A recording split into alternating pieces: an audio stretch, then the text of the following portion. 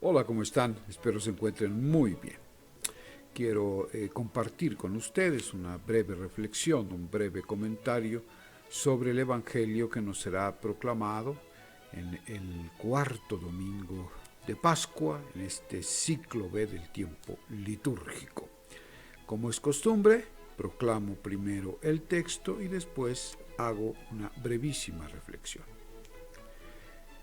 Del Santo Evangelio según San Juan. En aquel tiempo, Jesús dijo a los fariseos: Yo soy el buen pastor. El buen pastor da la vida por sus ovejas. En cambio, el asalariado, el que no es el pastor ni el dueño de las ovejas, cuando ve venir al lobo, abandona las ovejas y huye. El lobo se arroja sobre ellas y las dispersa, porque a un asalariado no le importan las ovejas. Yo soy el buen pastor, porque conozco a mis ovejas y ellas me conocen a mí, así como el Padre me conoce a mí y yo conozco al Padre. Yo doy la vida por mis ovejas. Tengo además otras ovejas que no son de este redil, y es necesario que las traiga también a ellas. Escucharán mi voz, y habrá un solo rebaño y un solo pastor. El Padre me ama porque doy mi vida para volverla a tomar. Nadie me la quita. Yo la doy porque quiero. Tengo poder para darla y lo tengo también para volverla a tomar. Este es el mandato que he recibido de mi Padre. Muy bien, lo primero que tenemos que puntualizar es que si bien el texto va dirigido evidentemente, es decir, esta invectiva de Jesús, este reclamo de Jesús, va dirigido específicamente a los fariseos, debemos entender que el texto también tiene implicaciones para todos nosotros. Es decir, debemos vernos reflejados en ciertas actitudes, o al menos en el riesgo de asumir ciertas actitudes en nuestra vida espiritual. Y asumirlas, desde luego reconocerlas más bien, para poder erradicarlas de nuestra vida espiritual, ¿no?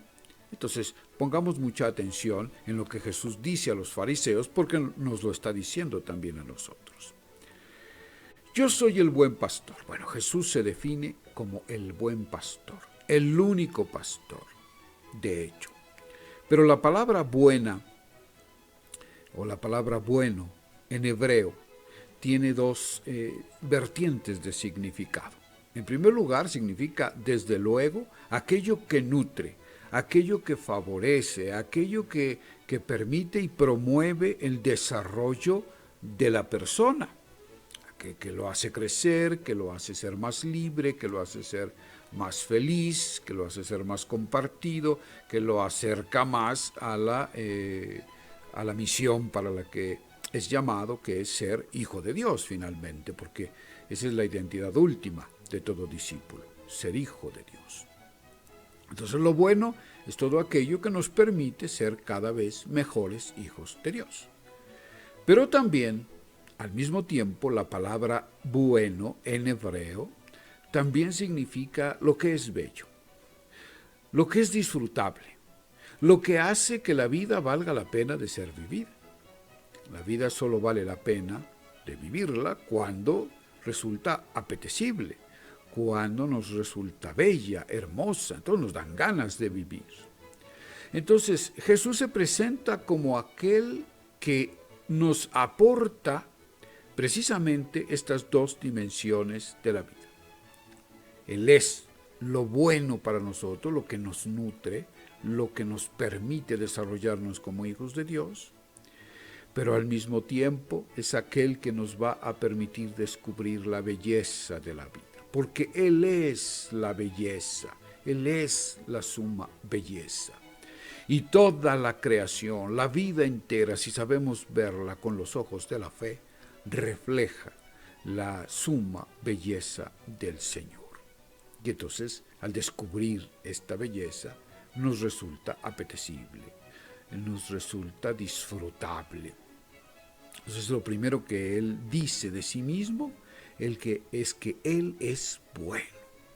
Y esta bondad del Señor se manifiesta, se presenta a través de la dimensión del pastoreo.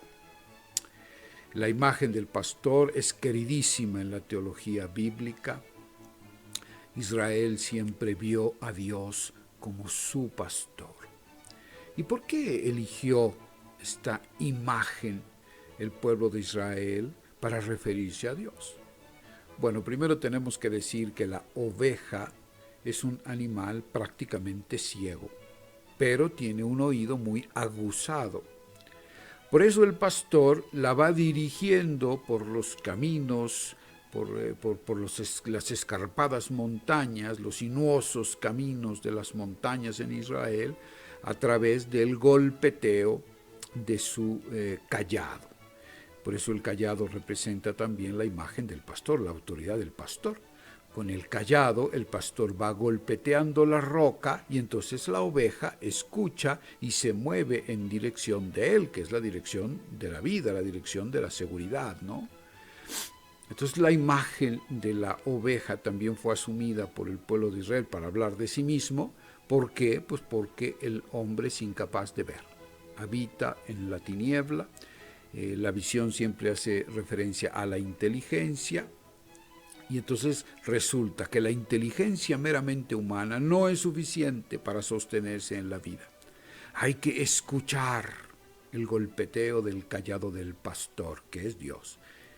Jesús se presenta como el pastor. Él es Dios mismo que conduce a sus ovejas hacia la vida. Pero ¿cómo es que conduce a sus ovejas? ¿Cómo es que las sostiene en la vida, que las preserva de la muerte y de los peligros? A través de la entrega de la vida. Él entrega la vida, es decir, está hablando, desde luego, en un primer nivel, evidentemente, de su muerte cruenta en la cruz. Pero si nos vamos a más profundidad, el servicio, la entrega de la vida de Jesús no solamente está constituida por la cruz, por su muerte concreta, crucificado, sino porque Él desde siempre fue un entregado por los hombres. Él entrega la vida en servicio por amor a los hombres. Él mismo lo dice: yo no he venido a ser servido, sino a servir, es decir, a entregar la vida, a luchar por todos aquellos que van perdiendo la vida por la historia, ¿no?